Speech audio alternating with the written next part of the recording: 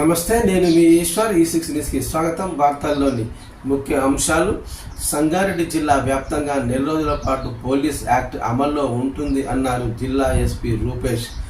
శాంతి భద్రతల పరిరక్షణలో భాగంగా జిల్లా వ్యాప్తంగా నెల రోజుల పాటు అక్టోబరు నెల 30A పోలీస్ యాక్ట్ 1861 అమల్లో ఉంటుందని జిల్లా ఎస్పీ చెన్నూరి రూపేష్ ఒక ప్రకటనలో తెలిపారు. ఈ సందర్భంగా ఆయన మాట్లాడుతూ పోలీస్ అధికారుల ముందస్తు అనుమతి లేనిదే సంగారెడ్డి జిల్లా ప్రజలు, ప్రజాప్రతినిధులు ధర్నాలు, రాస్తారోకాలు, నిరసనలు, ర్యాలీలు, పబ్లిక్ మీటింగులు, సభలు, సమావేశాలు నిర్వహించరాదని, శాంతి భద్రతలకు భంగం కలిగించే విధంగా ప్రజాధనానికి నష్టం కలిగించే చట్ట వ్యతిరేక కార్యకలాపాలు చేపట్టకూడదన్నారు.